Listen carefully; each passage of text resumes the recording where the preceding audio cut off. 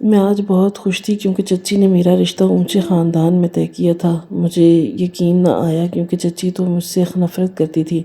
میرے لیے بری میں مہنگے کپڑے اور زیور لائے گئے۔ میں جب رخصت ہو کر گئی اور دلہن بنی شرمائی سی بیڈ پر بیٹھی ہوئی تھی کہ جب ایک پاگل میرے کمرے میں آیا۔ اس نے دلہے کے کپڑے پہنے تھے۔ میری جان نکلنے لگی جب وہ بولا تم میری دلہن ہو۔ میں پھوٹ پھوٹ کر روتی اوندھے منہ گر گئی اور بولی کہ میں تمہاری نہیں ہوں، پر جو ہی میرا چہرہ اٹھایا پتھر ہو گئی۔ وہ پاگل مجھے سنجیدگی سے گھور رہا تھا جیسے بالکل صحیح ہو۔ اور پھر چچی میرے لیے ہر آئے دن کوئی نہ کوئی رشتہ لے آتی تھی، مگر ان میں سے کوئی بھی رشتہ میرے جوڑ کا نہیں تھا۔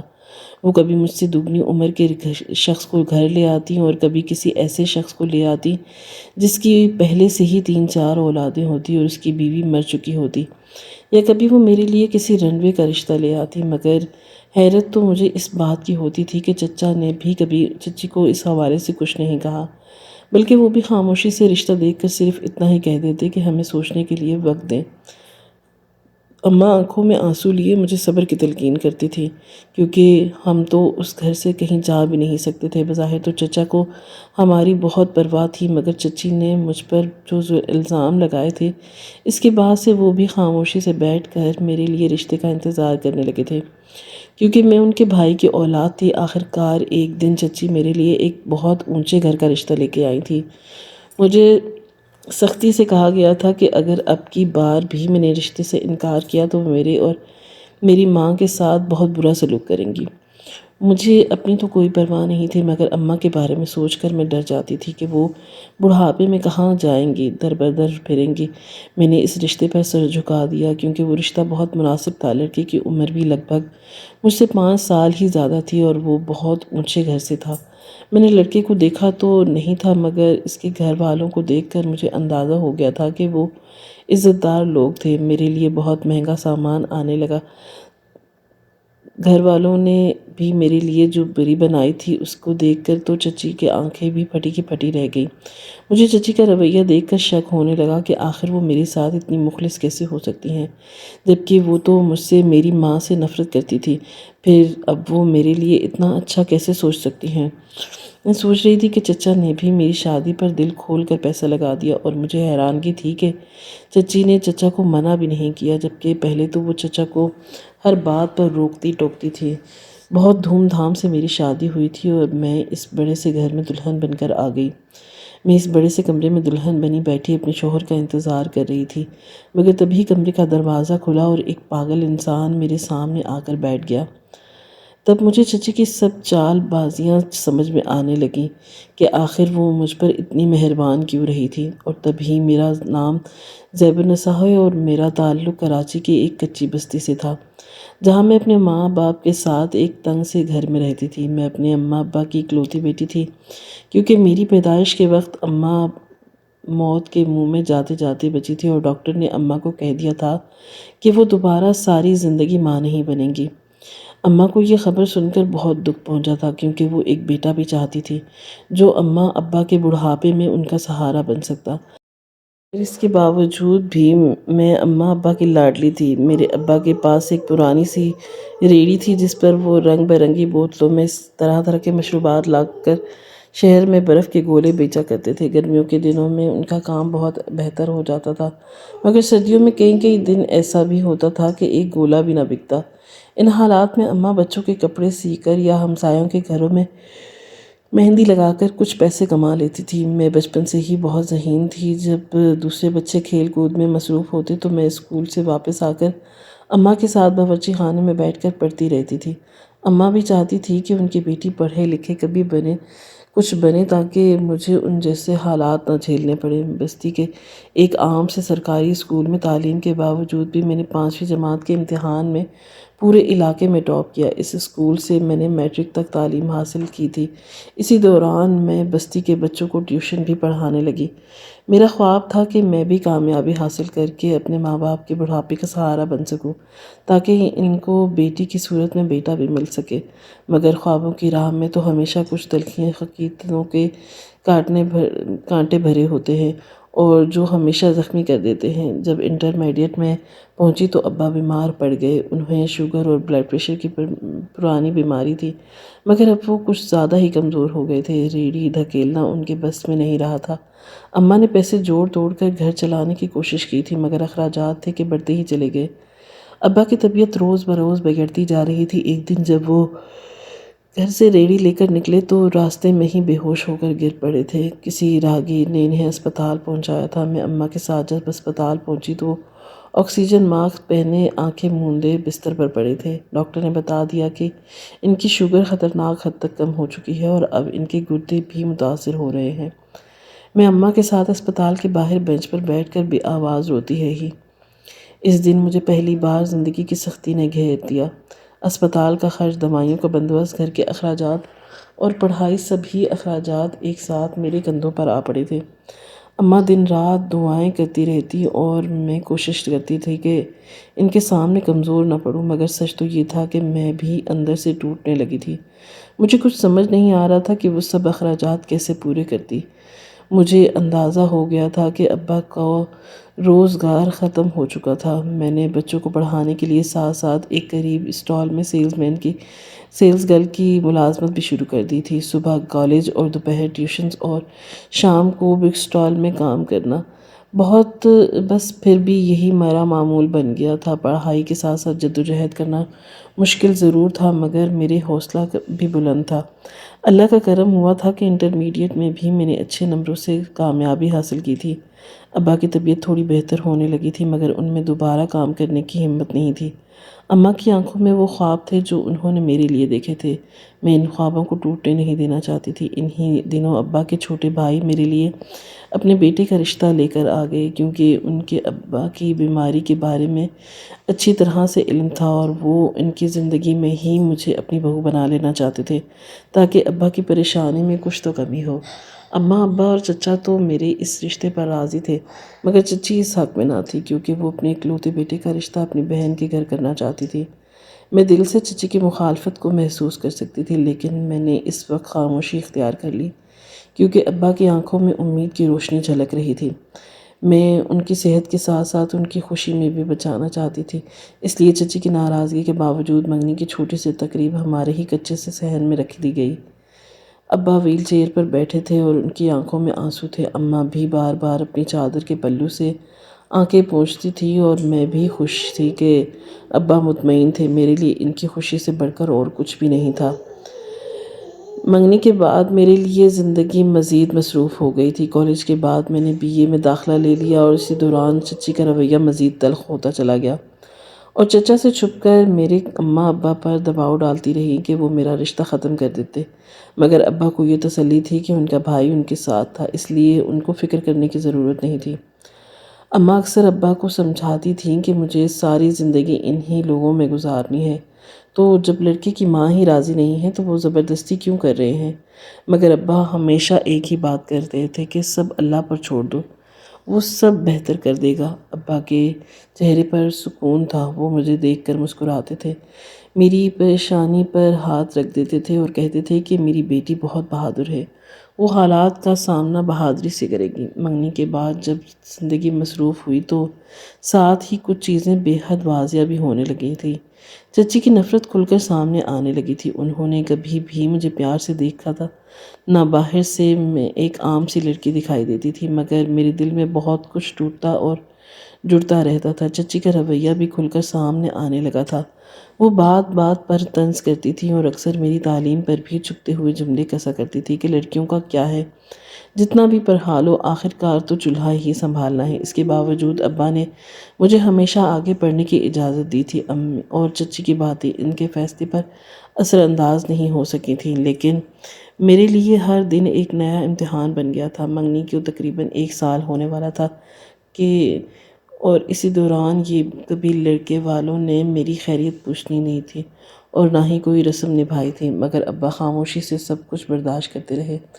وہ اکثر کہا کرتے تھے کہ خاموشی میں کبھی کبھی سب سے بڑی حکمت ہوتی ہے۔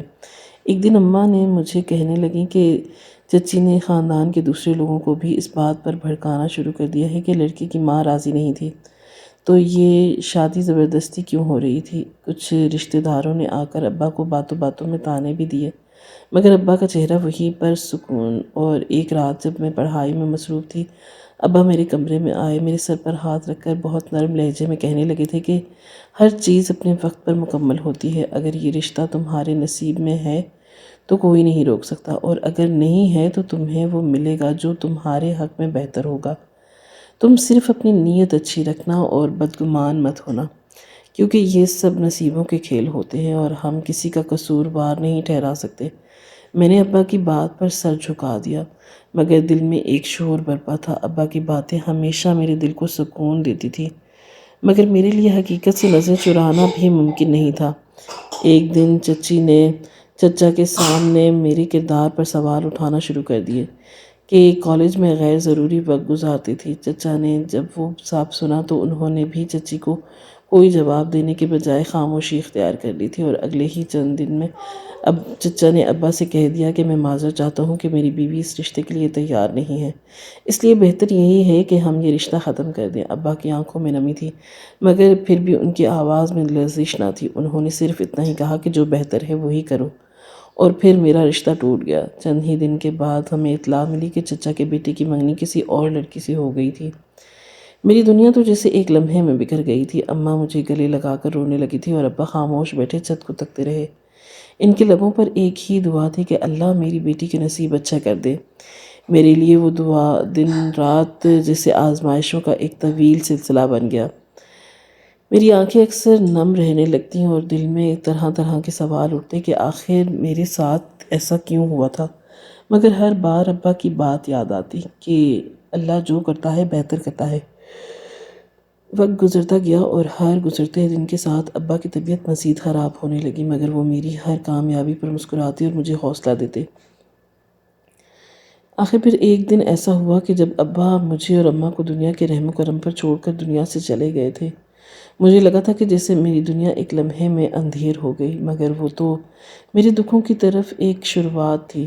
ابا کے گزر جانے کے 2 دن بعد ہی چچا مجھے اور اماں کو ساتھ لے کر چلے گئے، کیونکہ وہ ہمیں یہاں اکیلا نہیں چھوڑ سکتے تھے۔ چچا ایک فیکٹری میں نوکری کرتے تھے اور ان کے گھر کے حالات ہمارے گھر کے حالات سے قدرے بہتر تھے، مگر چچی کو ہمارا ان کے گھر میں رہنا ایک آنکھ نہ بھایا، اور وہ ہماری موجودگی کو لحاظ کیے بغیر ہی چچا سے بحث کرنے لگی۔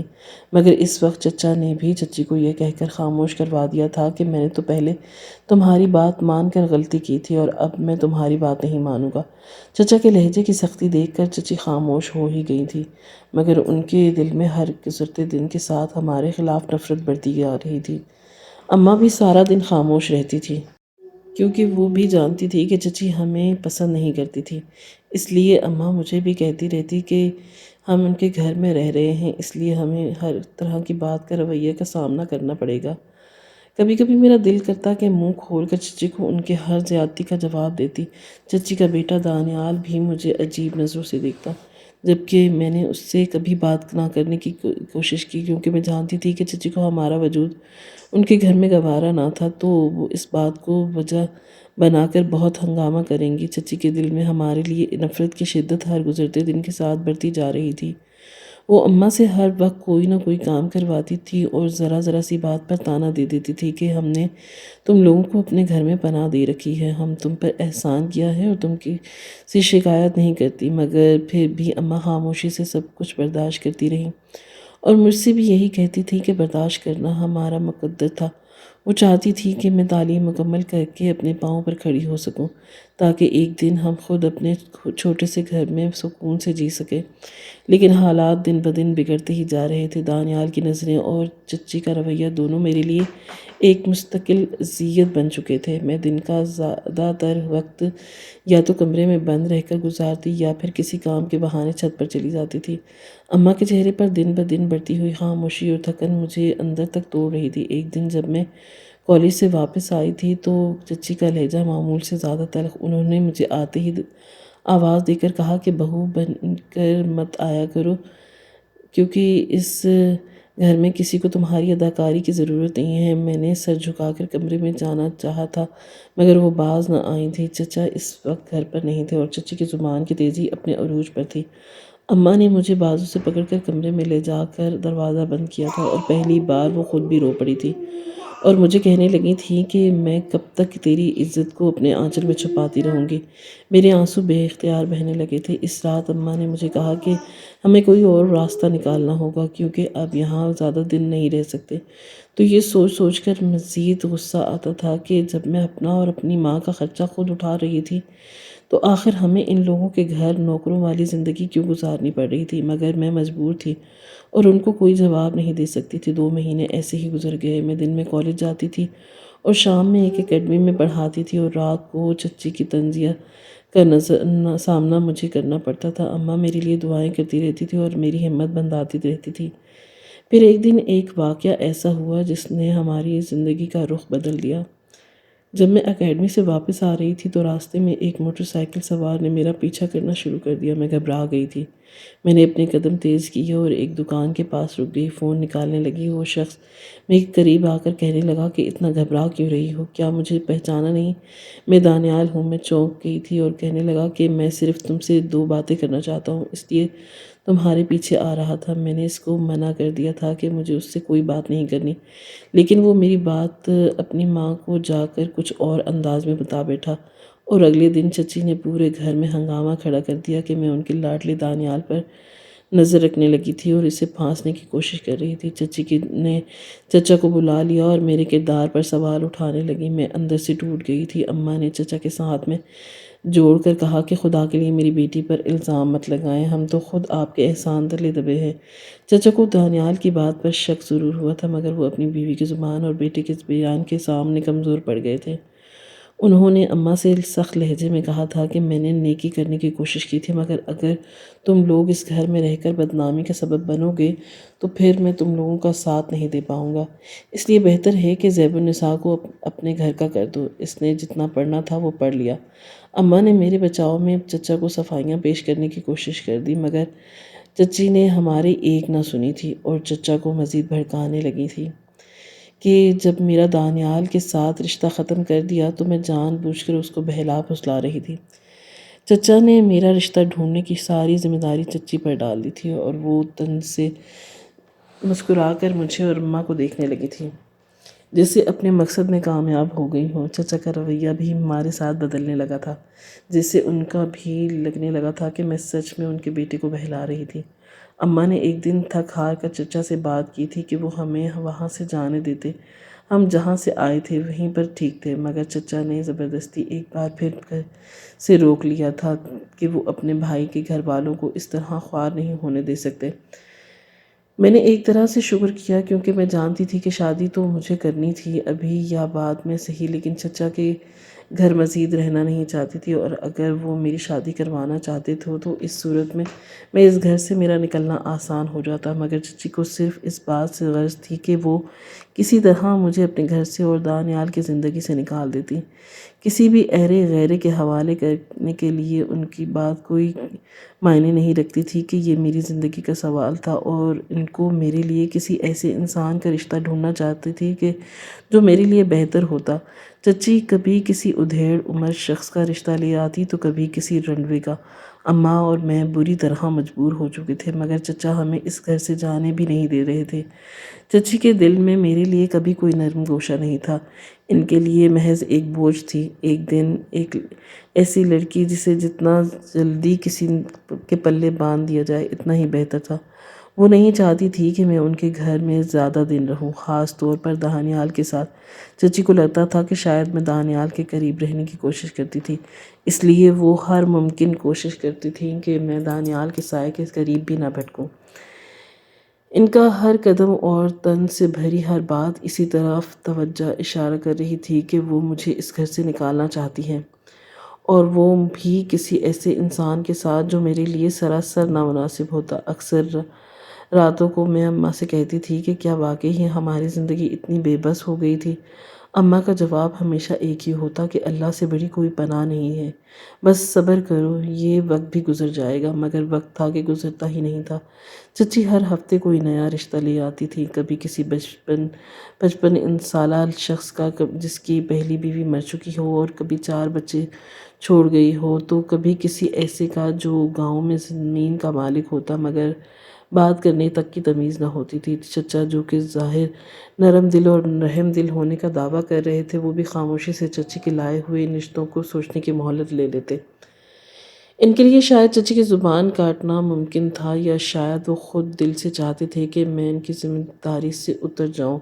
ایسے ہی ایک دن چچی ایک رشتہ لے کر آئیں۔ اس بار وہ شخص شہر سے تھا۔ اس کی عمر 45 کے قریب تھی مگر شکل و صورت بہتر تھی۔ چچی کا کہنا تھا کہ وہ کسی سرکاری محکمے میں ملازم تھا اور اس کی بیوی فوت ہو چکی تھی۔ اس کا ایک بچہ تھا جو نانی کے پاس رہتا ہے۔ چچی اس رشتے کے لیے مجھے منانے لگیں اور وہ تمہارے لیے اچھا ہے۔ چچی نے اماں سے بھی کہا کہ وہ لڑکی کو بھی شہر میں سکون سے رکھے گا تو وہ کیا چاہیے تمہیں۔ اماں خاموش تھیں، جیسے ان کے الفاظ کہیں گلے میں اٹک گئے تھے۔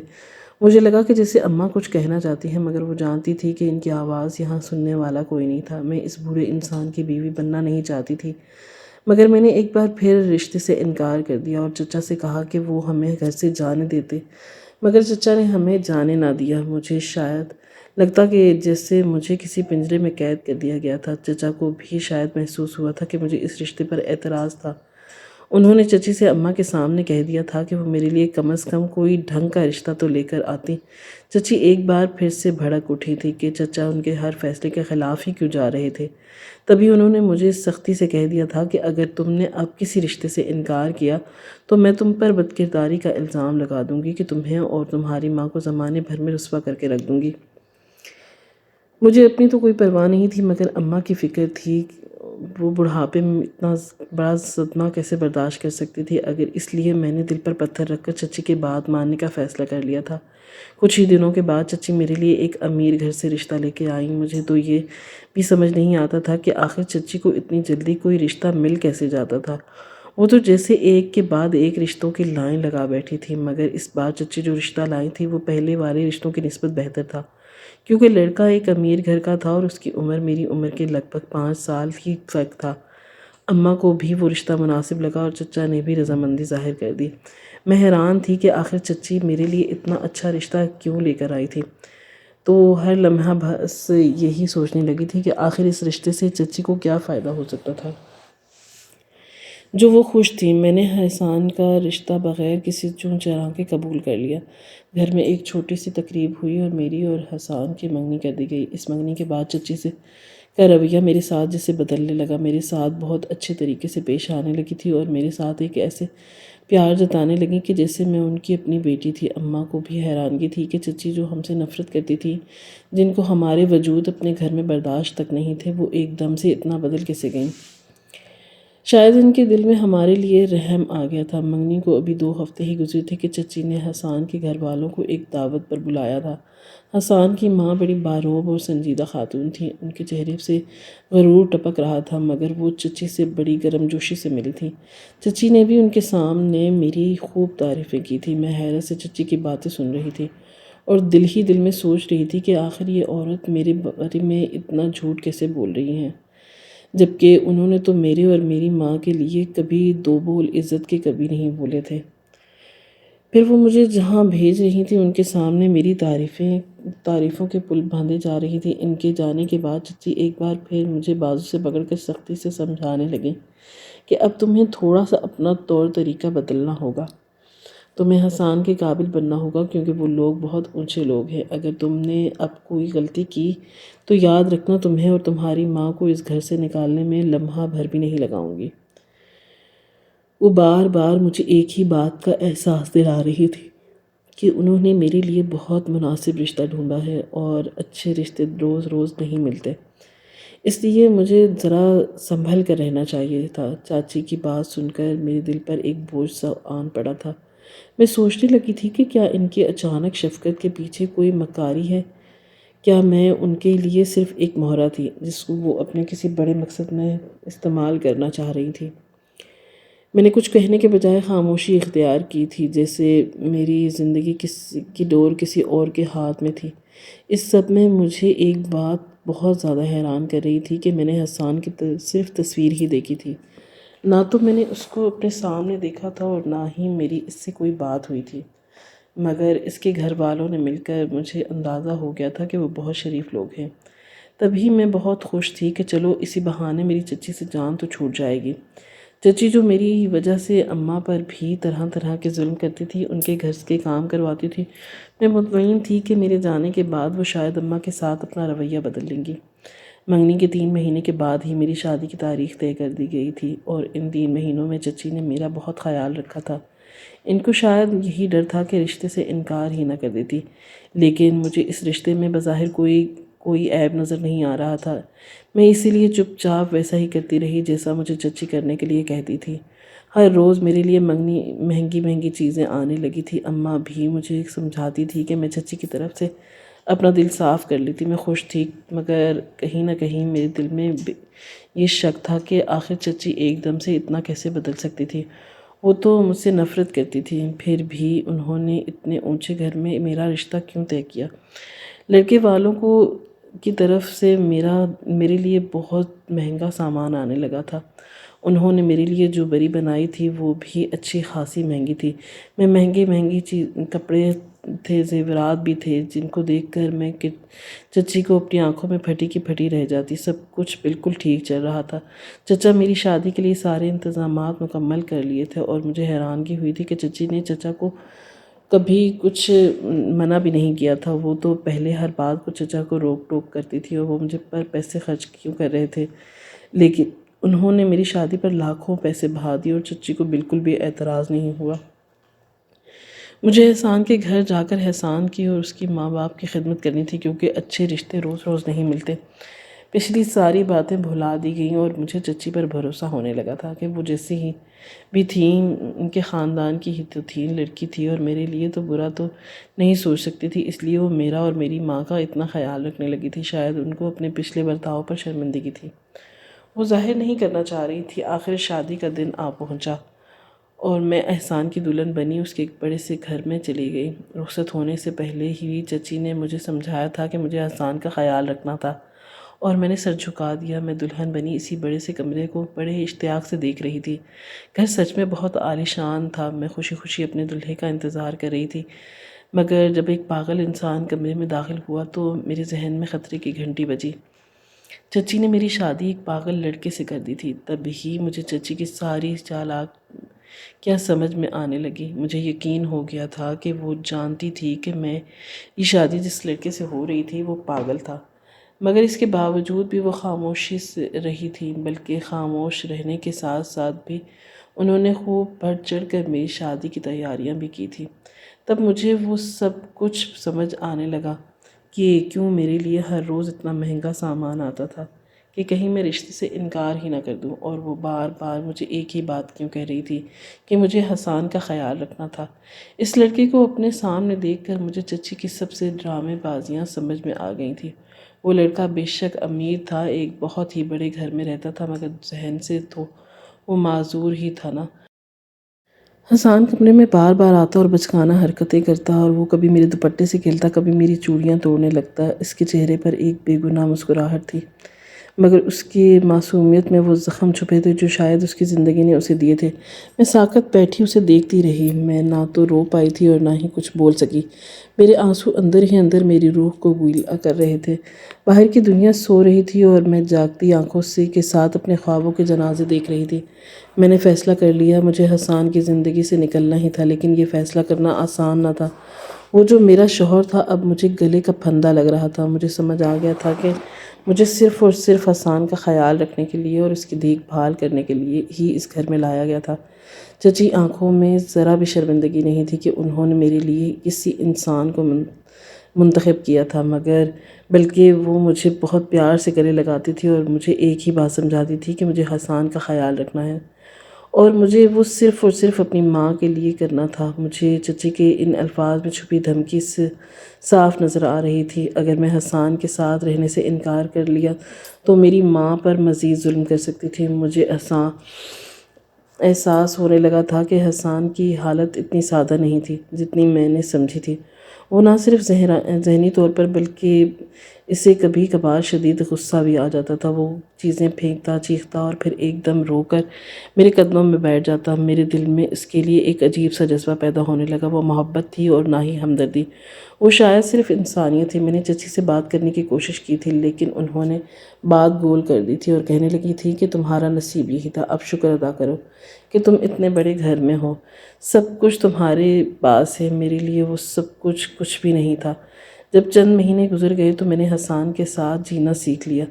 وہ کبھی کبھار مجھے بہت معصوم اور بہت پیار لگتا، جیسے کوئی معصوم بچہ ہو۔ میں اسے سنبھالتی تھی، کھانا کھلاتی تھی اور حیرت انگیز طور پر وہ بھی مجھے اپنی دوست ماننے لگا تھا۔ ایک دن اس نے مجھے زور سے اپنے پاس بٹھایا تھا اور کہنے لگا تھا کہ تم میری سب سے اچھی دوست ہو، مجھ سے دور کبھی مت رہنا۔ وہ جملہ میرے لیے تیر کی طرح لگا۔ میں خود سے لڑنے لگی تھی کہ کیا میں اتنی ظالم ہو جاؤں گی کہ کسی معصوم کو چھوڑ دوں گی۔ میری زندگی اب دو راستوں پر کھڑی تھی، ایک وہ جس پر میں بھاگ سکتی تھی، آزاد ہو سکتی تھی، اور دوسرا وہ راستہ جہاں میں ایک بوجھ بن کر رہ سکتی تھی، مگر شاید میں کسی کی دنیا میں روشنی بن سکتی تھی۔ میں نے حسان کے لیے خفیہ طور پر ایک سائیکیٹرسٹ سے رابطہ کیا تھا۔ احسان کا علاج شروع ہوا۔ میں نے اسے کبھی اندازہ نہ ہونے دیا کہ کچھ بدلا تھا۔ میں راتوں کو روتی تھی، مگر صبح خود کو سنوار کر پھر سے حسان کے سامنے آ جاتی۔ میں اس کے لیے ایک دوست اور شاید اس کی محبت بن گئی تھی۔ مجھے یہ بھی محسوس ہونے لگا تھا کہ احسان کی ماں اور اس کی بہنیں حسان سے محبت نہیں کرتی، بلکہ وہ تو شاید اس کو ایک بوجھ سمجھتی تھی، اس لیے انہوں نے کبھی اس کے کمرے کا رخ نہ کیا تھا۔ مجھے تو اس کا خیال رکھنا تھا۔ وہ میرا شوہر تھا اور مجھے اس سے محبت ہونے لگی تھی۔ اس کا علاج بھی چل رہا تھا، جس کی وجہ سے اس میں تبدیلی آنے لگی تھی۔ مجھے اندازہ ہو گیا تھا کہ میرے بدلے میں چچی نے حسان کے گھر والوں سے بہت سارے پیسے لیے تھے، کیونکہ وہ جانتی تھی کہ ایک پاگل انسان کو سنبھالنے کے لیے اس کو کوئی لڑکی نہیں ملنے والی۔ اس لیے انہوں نے موقع سے فائدہ اٹھایا تھا اور مجھے سامنے کر دیا، مگر میں نے سب سے چھپ کر حسان کا علاج شروع کر دیا۔ پھر کچھ عرصے کے بعد، محنت کے بعد، میرے ہی گھر والوں کے خلاف اٹھ کھڑا ہوا تھا۔ مجھے حسان کا یہ رویہ دیکھ کر بہت ڈر لگا تھا کہ آخر وہ اپنے گھر والوں سے کیوں لڑ رہا تھا، اور تبھی میرے سامنے بہت حقیقت آئی تھی۔ میں جسے اپنا سمجھی تھی اور جس دولت پر اس کے گھر والے عیش کر رہے تھے، وہ ساری دولت بھی حسان کی تھی، اور جو اس کی ماں اور بہنیں بنی ہوئی تھیں وہ اس کی سوتیلی ماں اور بہنیں تھیں۔ جانتی تھی کہ وہ ساری دولت حسان کی ہی تھی اور اس ساری دولت چھیننا چاہتی تھی، اس لیے انہوں نے غلط دوائیاں دے دے کر اس کو ذہنی معذور بنا دیا تھا اور ساری دولت ہتھیانا چاہتی تھی۔ مگر جب حسان کو سب باتوں کی سمجھ آئی تو اس نے عدالت کے ذریعے ان پر کیس کر دیا اور اپنی ساری دولت واپس لے لی، اور تب میرا شک یقین میں بدل گیا تھا کہ چچی میرے بدلے حسان کے گھر والوں سے بہت ساری دولت لی تھی، اور چچا بھی اس بات سے انجان تھے۔ جب میں حسان کو لے کر چچی کے ساتھ سامنے گئی تو وہ حیران رہ گئی تھی کہ ان کو تو یہی یقین دلایا گیا تھا کہ وہ پاگل لڑکا ٹھیک نہیں ہو سکے گا، اور جب تک میں ان کا خیال رکھتی رہی وہ چچی اپنا منہ بند رکھیں گی تو ان کو منہ مانگے پیسے ملتے رہیں گے۔ میرے ساتھ ہمیشہ برا ہی کرنا چاہتی تھی، مگر اب کی بار شاید میرے ساتھ بہت اچھا کر گئی، جو مجھے حسان جیسا شوہر مل گیا۔ اس کو ٹھیک کرنے میں اپنی جان لگا دی اور حسان بھی مجھ سے محبت کرنے لگا۔ وہ جانتا تھا کہ میں ہی وہ واحد تھی جو اس کے ساتھ مخلص تھی۔ ایک ساتھ 6 سال گزر گئے۔ میں حسان سے اب پہلے سے زیادہ محبت کرنے لگی تھی۔ اب وہ چیزوں کو سمجھتا تھا اور ان کو پرکھتا تھا۔ سب سے بڑھ کر وہ جان چکا تھا کہ کون ان کے ساتھ مخلص ہے اور کون ان کو دھوکہ دے رہا ہے۔ چچی کی حقیقت کھلنے کے بعد چچا نے بھی ان پر دوبارہ کبھی بھروسہ نہیں کیا، اور دانیال کی 3 بار منگنی دھو کر ٹوٹ چکی تھی، کیونکہ اس کی آوارہ مزاج لڑکے کو کوئی بھی اپنی لڑکی دینے کے لیے تیار ہی نہیں تھا۔ جس کے پاس کوئی نوکری نہ ہو، جو اپنی بیوی کو عزت کی روٹی نہ کھلا سکتا ہو، اس کو لڑکی کون دے گا؟ اب اماں بھی میرے اور حسان کے ساتھ ہی رہتی تھی۔